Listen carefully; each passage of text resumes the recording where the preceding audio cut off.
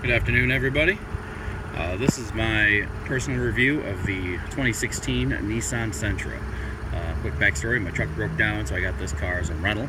And anytime I get a rental, I've done it with motorcycles before, or rode a new friend's bike, something fairly new, I'll put a review on YouTube. Because I'm the average consumer. I'm 5'10", I'm 270 pounds, I'm not a small guy. I've got a bit of a beer gut, I drink beer, I ride motorcycles, I shoot guns. I don't like getting reviews from all of the pompous paper pushers and all their fancy terminology, and most of them are salesmen just trying to sell you the car. This is from a guy that rented one, and this is my personal opinion. Take it for what it's worth.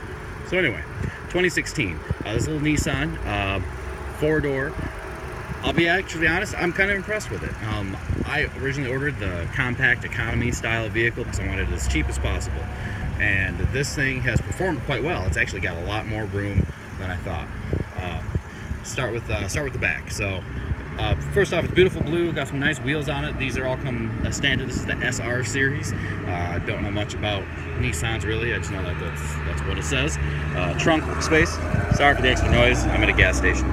Anyway, trunk space. I don't know if you can really tell depth in the camera, but I could probably fit. I'll use beer terminology. I could probably fit a couple kegs of beer back here. It's actually pretty roomy. It's got a lot of room. It's really tall, really deep. The seats do fold down. The back seats fold down with just a flick of a button. They pull right down. I did have to do that at one point. I'm not going to lie. I had a grown man riding in the trunk because we had 5 buddies up front, running from bar to bar. One guy is too drunk to drive, so he jumped in the trunk, and we had the drunk in the trunk. It was kind of funny, comical. And the guy was 6'2" and 270 pounds, and he curled right up in here, no problem. It was comfortable, and it was a good ride. So, that being said, trunk's comfortable. Back seat, I drove, but my brother rode in the back. He's 6'2" and about 250 pounds, and he rode in this back seat. Lots of space. I have, now when people advertise back space, or back seat space, they always have the front seat forward. I have the front seat, the driver's seat, as far back as it'll go. That's how I'm comfortable. I'll sit in it, just as a little example here. My knees don't touch. I'm sitting here comfortably. I got lots of space. And like I said, that driver's seat is all the way back. It's set to my current position as a full-grown adult. I got lots of room back here. This back seat isn't just for children. Nice headrest, lots of headroom. It's perfect. I actually really like it. So, go to the driver's cockpit here. Decent dash display, old-fashioned analog gauges, but it also has, let's see if you can see it here, electronic gauges. You can scroll through all the settings. Steering wheel controls for Bluetooth audio, everything. You can cruise control, all the stuff. Everything's standard anymore. You don't find cars without cruise control or without a radio, unless it's just an old work truck. All this shit comes standard. So all this stuff, it's got heated seats, controls right in the center console, 2 cup holders here, cup holder in each door, one down there, one in the passenger door. Like I said, it's actually a really nice car. I do enjoy it. So that's from the backseat perspective. It's easy to get in and out of. As a mechanic myself, I call it my tool belt, my utility belt. I've got a flashlight, I've got a pocket knife, I've got, screwdrivers, shit like that. I can get in and out without any problems. It's really nice.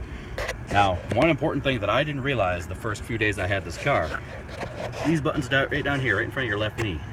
There's Eco, Sport, and Traction Control. These are the most vital buttons in the whole damn car. So I'll be honest, when I first got it, I was kind of disappointed. It felt like the clutch was slipping, it had no power. I couldn't really go anywhere.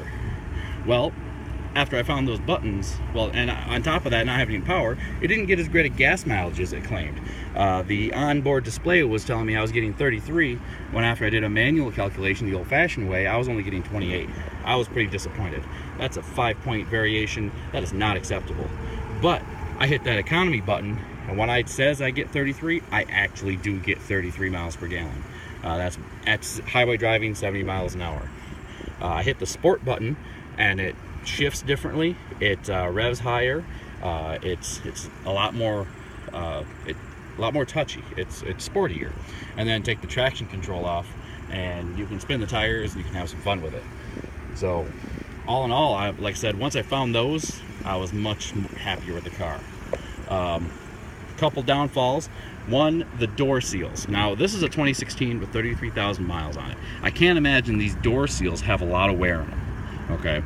But I was driving in some fairly heavy winds, and I kept getting wind noise, that every time the wind would blow. And I'm trying to talk to somebody on Bluetooth in the car, and they keep hearing this ungodly wind noise in the cabin of the vehicle. And it is the most aggravating thing in the world. My second complaint is the steering wheel controls. Let me get in here a minute. The steering wheel controls themselves. So, looking at this, you would think the larger buttons are like volume up and down and cruise up and down. No, not quite right. The big button here is not volume. This is actually a track or radio station change. Volume of these smaller buttons over here. And I had a 2015 Chevy Malibu that I rented recently, and I kept hitting this button just like the Malibu, trying to change volume and stuff, and it was kept changing my radio station. It was ticking me off.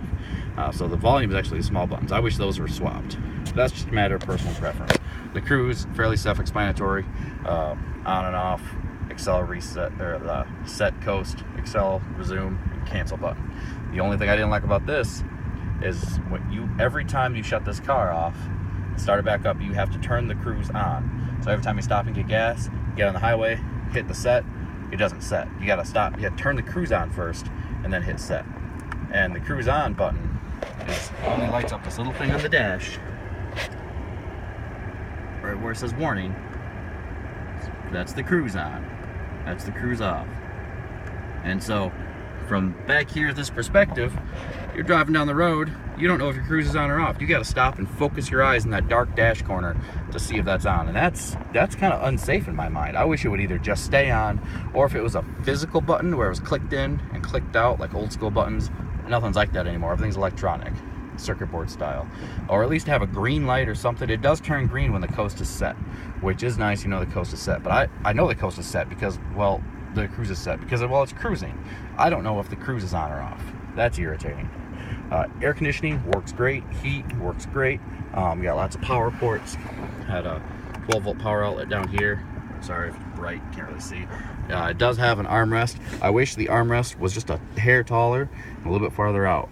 Any modern car, there's always this tiny little thing in the back. You can barely catch your elbow on it. But it does have an armrest. Open it up. There's a compartment in there. In this compartment, you can see it, little USB port and an audio jack. And yes, that USB port does in fact sync with the stereo, so you can plug your iPod, iPhone, Android phone, whatever in, and sync it that way versus Bluetooth.